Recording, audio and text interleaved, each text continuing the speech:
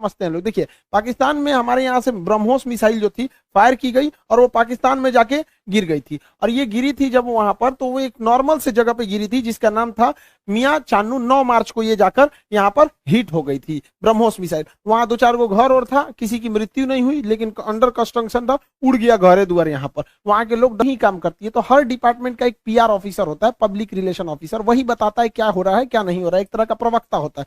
तो इन्होंने कहा कि हमारी टेरिटरी में एक पता नहीं अनआइडेंटिफाई कोई ऑब्जेक्ट घुस गया, 4 मिनट तक उड़ते रहा, प्रोजेक्टाइल था, वो आया गिर गया, किसी की जान माल की क्षति नहीं हुई है, हमने उसे पूरी रडार में ट्रैक किया, आके वो यहाँ पे गिर गया। ये इन लोग का स्टेटमेंट था। एक्चुअली में हुआ क्या था कि भारत से मिसाइल लॉन्च किया गया था, लेकिन ये दोनों देशों में विवाद न हो जाए इसलिए भारत सरकार के पहले से एक समझौता है 1999 का। 21 फरवरी 1999 में अटल बिहारी वाजपेयी और नवाज शरीफ के बीच में एक लाहौर एग्रीमेंट साइन हुआ था, लाहौर डिक्लेरेशन। इसमें कहा गया था कि अगर दोनों सेनाओं की ओर से अगर कभी भी गलती से कोई मिसाइल या हमला हो जाता है तो वो लोग हॉटलाइन पे बात करके इसका कंफर्मेशन कर देंगे कि जानबूझ के किया गया या गलती से हुआ है, इसकी अवगत करा दिया जाएगा। तो उसके लिए भारत की ओर से हॉटलाइन पे बात करके बता दिया गया पाकिस्तान को 2 दिन बाद कि भैया हमारी ओर से गलती से चला है। अब ये हॉटलाइन क्या होता है? ये हॉटलाइन फोन में कभी रिंग नहीं बजते। आप जैसे मोबाइल में डायल करते हैं किसी को तो सोच रहा पहले बोलेगा नमस्कार, भारत ने 150 करोड़ कोविड टीकाकरण पार कर लिया, 175 करोड़, उसमें ये सब कोई रिंगटोन नहीं होता है। वो फिक्स होता है, करना कहाँ है, हॉटलाइन होते हैं, उसमें 4-5 नंबर ही, मतलब लिमिटेड नंबर होते हैं, वहीं फोन करना। एक बार फोन करेंगे तो पटाख से वहां लग जाएगा।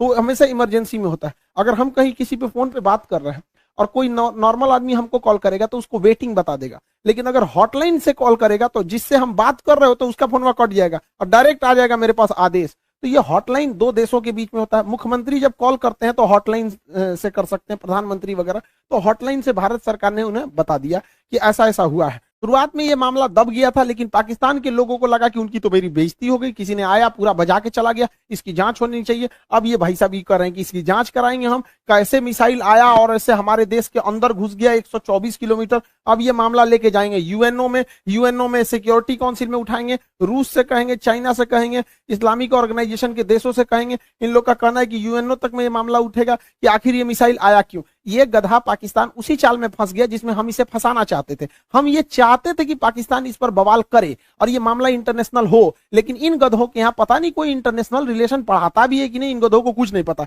ये हल्ला कर दिए हैं। एक्चुअल में ये मिस फायर नहीं था, ये डायरेक्ट फायर किया गया था जानबूझ के। हम आपको कुछ प्रूफ देते हैं, आप समझिए क्यों डायरेक्ट फायर किया गया था। यह मिसाइल जब उड़ती है हरियाणा से तो यहां से लगभग हरियाणा पंजाब के बॉर्डर से 2 मिनट तक इंडिया में रहती है, फिर ये कर्व करके पाकिस्तान में जाती है, 4 मिनट तक ये पाकिस्तान में फ्लाई करती है। अब ये बताइए जो मिसाइल ऑपरेटर इसे 4 मिनट तक फ्लाई कर रहा है, तो भारत में जो मिसाइल ऑपरेटर उसे भी पता है कि वो इंडिया का बॉर्डर छोड़ दिया और पाकिस्तान में जा चुका है। तो पहला बात कि जब वो 4 मिनट तक दुश्मन की टेरिटरी में घुसा कैसे, ये इंडिया वाले को तो पहले से पता था। एक और गलती क्या थी, सेल्फ डिस्ट्रॉइंग सिस्टम होता है। जब कभी भी मिसाइल अपने रास्ते से भटकता है तो उसे मिसाइल के अंदर ऑटोमेटिक डेटोनेटर लगा होता है जो मिसाइल को रास्ते में ही ब्लास्ट कर देता है, जिससे कोई नुकसान नहीं होता है। तो किसी भी मिसाइल को मारने से पहले उस मिसाइल का एक ऑपरेटर रूम होता है, उस ऑपरेटर रूम से उस मिसाइल को फायर किया जाता है। फायर करने के बाद वो ऑपरेटर इस मिसाइल को रडार पर देखता है, अगर रास्ता भटकता है तो सेल्फ फायर कर देता है।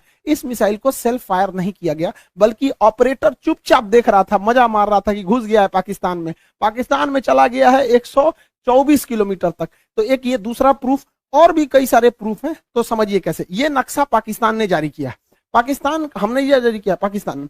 इसमें जो तीर का निशान है ये दिखा रहा है मिसाइल किस तरह आया और कैसे ये यहां से जाकर यहां मियां चन्नू पे जाके गिर गया। यहां पर देखिए कैसे मिसाइल ने सबसे पहले अपने से अगर मिस फायर होगा तो सीधे जाएगा, अपने से मिस फायर होगा तो सीधे।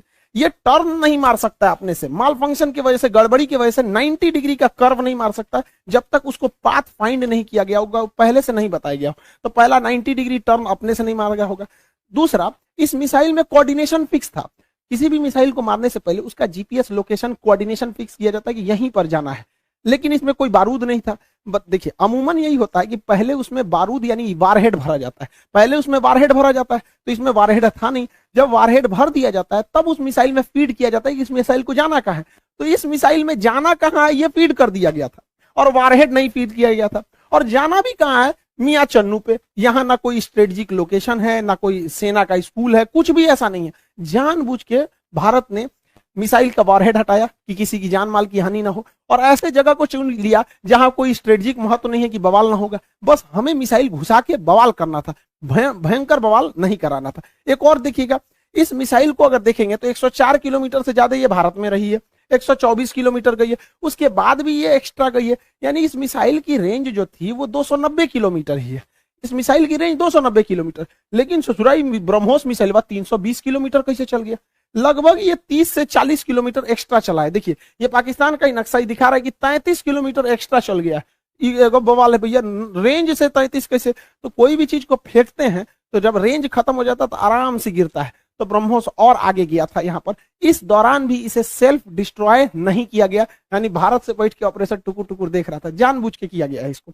अगला देखिए, और भी ये खुद पाकिस्तान कर रहा है, उसको समझाते हैं। ये उनके ISPR है, inter service public relation, ISPR समझ में आ गया? ISPR समझो समझो, तोरा नहीं पता अभी यहाँ पे। पहला इनका कहना है कि हम उस पर नजर बनाए हुए थे। देखिए इन निकम्मों को, इसके देश में 124 किलोमीटर कोई मिसाइल घुस गई, इसको ये लोग अपने रडार में बस नजर बनाए हुए थे। ये खुद कह रहा है कि हमने बस उसको ट्रैक किया, उसको 124 किलोमीटर, क्योंकि उस मिसाइल की रफ्तार इतनी ज्यादा थी, 3 मैक की थी, कि हम उसे मार के नहीं गिराए। जबकि जब भी कोई एयरफोर्स में कोई दूसरी देश का जहाज या कुछ भी हॉस्टाइल सिचुएशन में कोई चीज एंट्री करता है, तो स्टैंडर्ड ऑफ प्रोसीजर SOP जो कहता है कि सबसे पहले उसको मार के गिराओ। तो इन लोगों ने मारा नहीं वहां पर। 124 किलोमीटर जब ये घुसा है तो कई बड़े शहरों के ऊपर से क्रॉस करके गुजरा है, कई हाई वैल्यू टारगेट को क्रॉस करके गुजरा है, क्या पता वहीं गिर जाता। तो इससे यह साबित हो जाता है कि इनके पास ब्रह्मोस को मार के गिराने की क्षमता है ही नहीं, वरना इतने हाई वैल्यू टारगेट के ऊपर से गया है, वहीं गिर जाता तब क्या हो जाता। ब्रह्मोस न्यूक्लियर कैपेबल मिसाइल है, यानी इनके देश के ऊपर से इतनी बड़ी मिसाइल चली गई। ये लोग केवल और केवल बेशरम लोग कह रहे हैं कि हम उसे ट्रैक कर रहे थे। करते रहो ट्रैक, यहां से इतना डिग्री कर्व मार के तुम्हारे यहाँ आके गिर गया।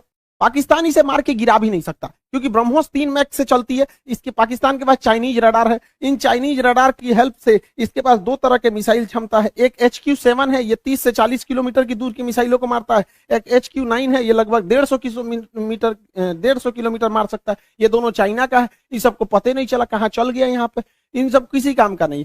अब इससे चाइना भी घुस आया है, क्योंकि उसका ऑर्डर दे रखा था। चाइना पूरी दुनिया को ऑर्डर दिया था कि भैया हमारा HQ-9 डिफेंस सिस्टम बहुत अच्छा है, ले लो। अब पूरी दुनिया ने उसको ऑर्डर कैंसिल कर दिया कि सोचा तोरा कोने काम का मिसाइल है। भारत का ब्रह्मोस घुस गया है वहां पर, अब ये घुस आया है पाकिस्तान के ऊपर, कि सोचा तो पाकिस्तान इसको कह रहा है तोरा मिसाइल फायर नहीं हुआ तो हम क्या करें। अब फिलीपीन ने ऑर्डर दे दिया था ब्रह्मोस को, अब वियतनाम भी कह रहा है हमको भी चाहिए, इंडोनेशिया कह रहा है हमको भी चाहिए, ताइवान कह रहा है हमको भी चाहिए। अब ब्रह्मोस एकदम जबरदस्त है यहाँ पर। अभी भी किसी को डाउट होता है कि भारत से मिसाइल